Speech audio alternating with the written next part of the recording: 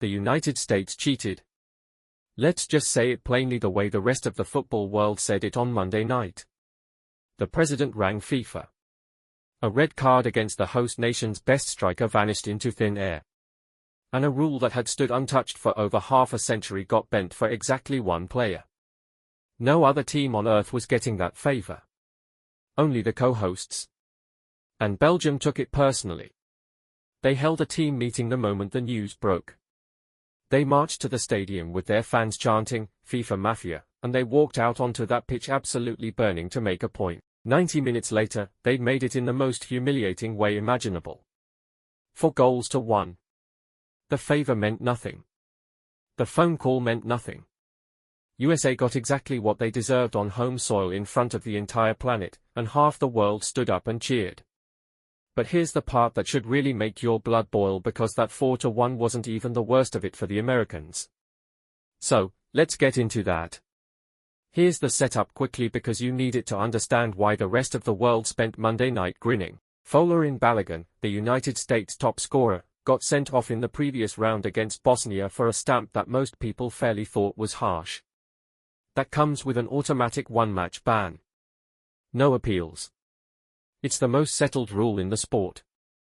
Then Donald Trump confirmed he personally called FIFA President Gianni Infantino to ask for a review.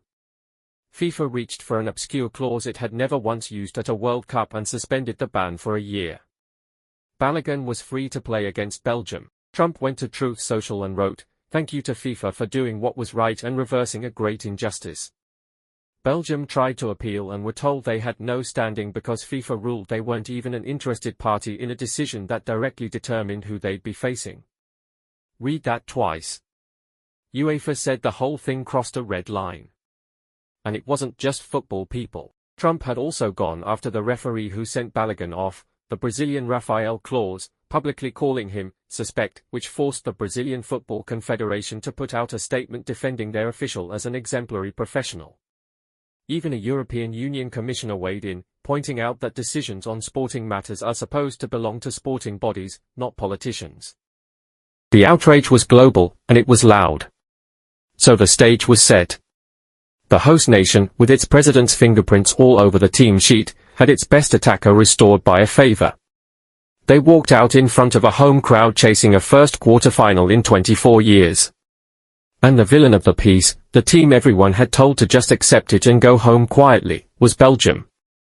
Belgium marched to the stadium with fans chanting, "FIFA Mafia." Infantino himself sat up in a suite to watch. Then the football started, and the football did not care about a single phone call. It took 9 minutes. Charles de Ketelaere ghosted in behind the American defense and tapped into an empty net after the USA failed to deal with a ball dropping in the box. 1-0 Belgium. The USA did rally, and to their credit, Malik Tillman hauled them level. For a few minutes, Lumenfield dared to believe the fairy tale was back on. Then de Ketelaere simply bullied 38-year-old US captain Tim Ream. He outmuscled him, outjumped him, and headed Belgium back in front, 2-1. Whatever momentum the equalizer had given the Americans died right there on the turf with their captain. Then came the moment that turned a defeat into a humiliation. US goalkeeper Matt Freese charged off his line to clear a Belgian long ball. He got to it first and then inexplicably stopped himself mid-clearance. De Ketelaere pounced. The ball squirted loose to Hans van Aken, and van Aken rolled it into a completely open net. A total calamity. A self-inflicted gift. 3-1.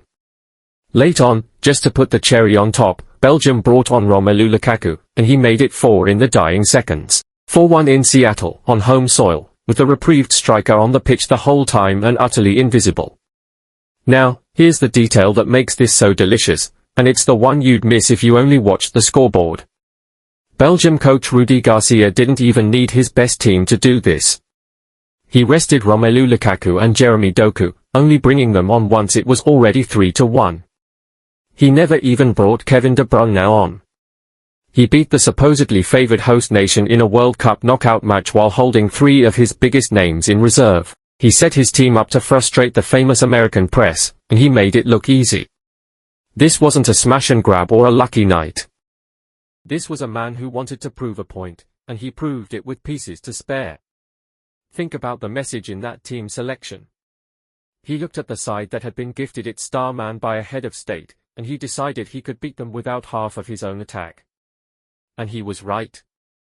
The moment the final whistle went, Belgium's official account posted 2 words alongside their celebrations: overturn this. Then Lukaku broke out a celebration that looked suspiciously like a certain president's signature dance. They knew exactly what they were doing. So let's take the whole thing seriously for a second, because the Karma story is fun, but the real lesson underneath it is much sharper. The single most damning fact of this entire saga is this: the alleged favoritism was aimed at the wrong problem. All that lobbying, all those phone calls, and all that political capital spent restoring Balogun was used to bring back an attacker to a team whose real weakness was its defense. Everybody who had been paying attention already knew it. The US back line had been leaking goals for months, papered over by kind draws against teams that couldn't punish it. On Monday, against a side that could, it fell apart exactly as expected. Tim Ream was beaten in the air. Matt Fries gifted Belgium a goal. No article in any disciplinary code can fix a 38-year-old captain who can't win a header. And no presidential phone call has ever kept the ball out of the net. They moved heaven and earth to solve the one thing that wasn't going to lose them the game, while leaving untouched the thing that actually did. And to be fair, and we always try to be fair here, the Americans do have a genuine grievance buried in all of this. The red card on Balogun really was harsh. Pochettino wasn't wrong to argue that it was too severe a punishment for a clumsy, unintentional foul, and he insisted his side weren't the villains in the story. Trump, for his part, said he never told FIFA what to do. He only asked for a review. Infantino insisted the decision was made independently and that he merely told the president the case would follow its normal process. You can even half believe that, if you squint. But here's the problem. When you accept a favor that no other team in the tournament could get, when your president is publicly calling the referee suspect, and thanking FIFA for reversing an injustice, you surrender the right to be seen as the victim. You don't get to reorder the rule book in your favor and then act shocked when the entire football world lines up against you. That's not persecution. That's the bill arriving. And the bill was steep. Because the beauty of a 4-1 scoreline is that it settles the argument no committee could. If the USA had scraped through 1-0, we'd be talking about asterisks for the rest of the tournament, wondering whether a favor had bought them a quarter-final.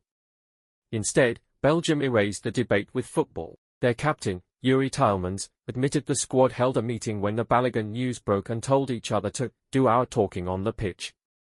And they did. Midfielder Nicolas Raskin put it even more bluntly, saying, "There is always justice somewhere in life." On Monday in Seattle, that justice wore red and scored 4. Goalkeeper Thibaut Courtois said his team had been shown a lack of respect and had just proved who the better side really was. You could understand the venom because, in the days before the match, the American mood had curdled into something close to arrogance, a sense that Belgium was simply a formality now that the favor had been granted. Courtois pointedly noted that people had said the USA could easily beat them. On Monday, Belgium answered with a scoreline that left no room for interpretation. The reactions told the story of a world that had been waiting for exactly this. Neutral fans everywhere took open, unapologetic joy in the American humiliation because it didn't feel like schadenfreude. It felt like the natural order snapping back into place. Even Trump's own niece, Mary Trump, one of his fiercest critics, weighed in, writing that he can only win if he cheats. There is a bitter little irony for FIFA in all of this, too. Gianni Infantino, who bent his own organization into knots to please the White House, spent Monday night watching that same favor blow up on live television, seated in his executive suite as the crowd outside chanted, "Mafia." His public defense, that he sometimes reads his own committee's decisions and is surprised by them, fooled precisely no one. He spent FIFA's credibility on a gift, and that gift was dismantled 4-1 right in front of him. Here's the strangest twist of all. FIFA might quietly be relieved it ended this way. Think about it. If the compromised host nation had gone on a deep, glorious run, every single match would have carried the stain. Every win would have come with an asterisk, and the questions would never have stopped. Instead, Belgium took the problem off the table entirely. All 3 co-hosts, the United States, Mexico, and Canada, are now out in the round of 16. The tournament rolls on, cleansed of its most awkward storyline. The very result that humiliated the Americans is the one that lets FIFA exhale. That's how badly this backfired. Even the people who rigged the ladder are glad the team fell off it. American players left the pitch in tears, their summer of genuine hope and real belief ending in the ugliest possible fashion.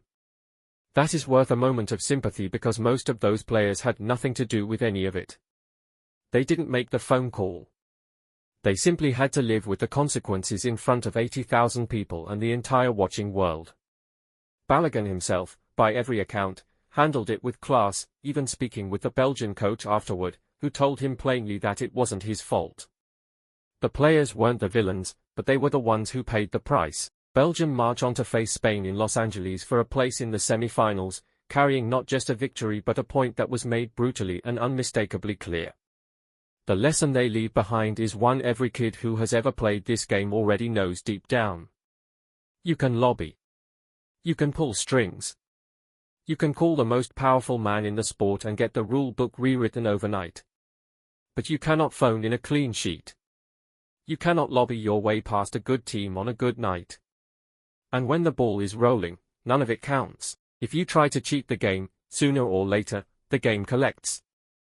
It just did. If this result put a smile on your face, you're in very good company tonight. Drop your favorite, overturn this reaction below, and stick around because the quarterfinals are about to get spicy.